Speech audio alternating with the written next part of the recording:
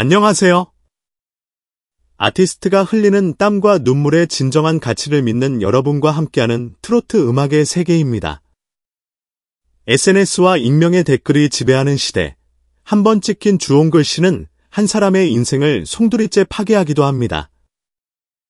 여론이라는 보이지 않는 법정의 판결은 실제 법정보다 더 빠르고 때로는 더 가혹합니다.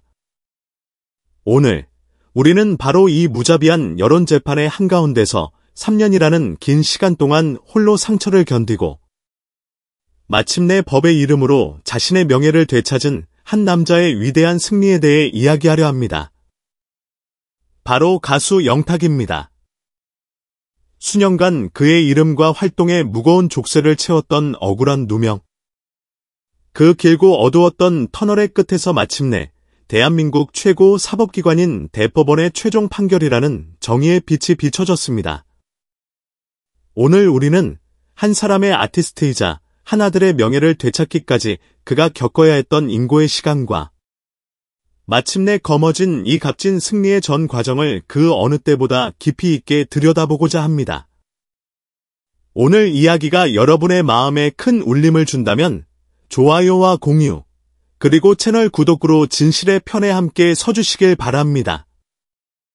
또한 시련을 통해 더욱 단단해진 여러분의 아티스트를 응원하고 싶으시다면 영상 아래의 상품 링크를 통해 그 따뜻한 마음을 직접 전해주시길 바랍니다.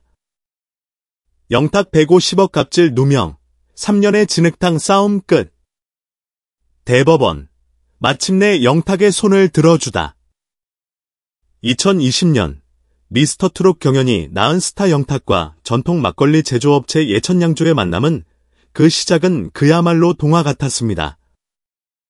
막걸리 한 잔이라는 노래 하나로 전국을 들썩이게 한 그에게 경탁 막걸리 모델 제안은 운명과도 같았습니다. 출시 후 수개월 만에 매출이 수십 배 폭증하며 한 지역의 작은 양조장이 전국적인 브랜드로 성장하는 기적이 일어났습니다.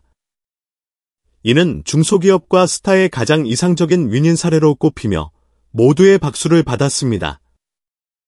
하지만 그 아름다운 동화는 재계약 협상 과정에서 불거진 갈등의 불씨가 예천양조 측의 다기적인 프레임 후기를 만나면서 한편의 잔혹한 스릴러로 변질되었습니다.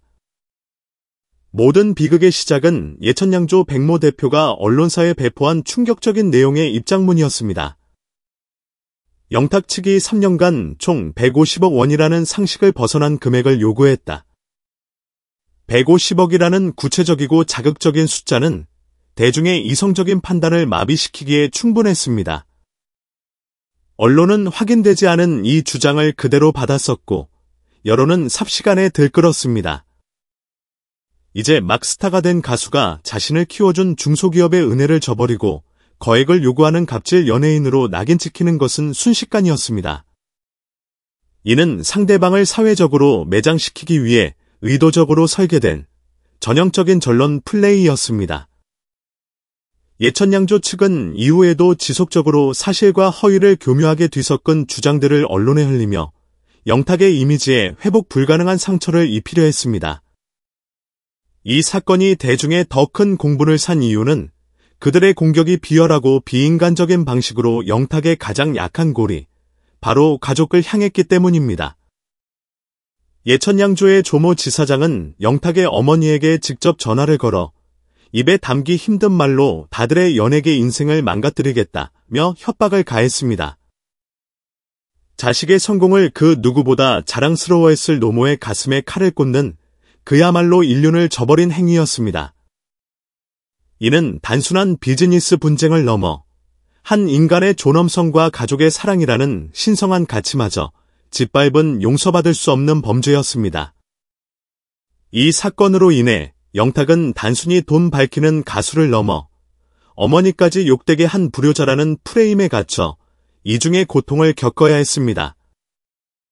팬들을 향해 웃으며 노래하는 무대 뒤에서 그는 자신과 가족을 향해 쏟아지는 수만 개의 화살을 피눈물을 흘리며 막아내야 했습니다. 하지만 영탁은 주저앉지 않았습니다. 진실의 힘을 믿었던 그는 억울한 누명을 벗기 위해 기나긴 법정 다툼의 길을 선택했습니다. 1심 재판부는 예천양조 측의 명예훼손과 협박 혐의를 모두 유죄로 인정하며 정의의 철퇴를 내렸습니다. 그러나 예천양조 측은 판결에 불복하며 항소했고 지리한 싸움은 2심으로 이어졌습니다. 2심에서는 일부 발언에 대해 허위사실 적시가 아닌 사실적시 명예훼손을 적용하며 형량이 다소 줄어들기는 했지만 이는 법리적 해석의 차이일 뿐 그들의 행위가 명백히 유죄라는 대전제는 흔들리지 않았습니다.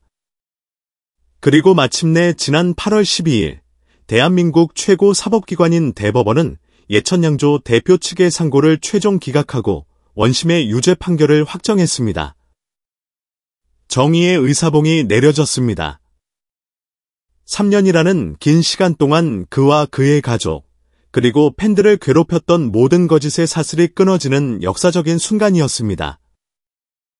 여기에 더해 재판 과정 내내 예천양조 측이 영탁을 무너뜨리기 위해 제기했던 무고, 업무방해 등 수많은 고소 건들이 모두 각하 또는 무혐의로 종결되었다는 사실은 이번 사건의 가해자와 피해자가 누구인지를 명백하게 증명하는 마지막 쐐기였습니다.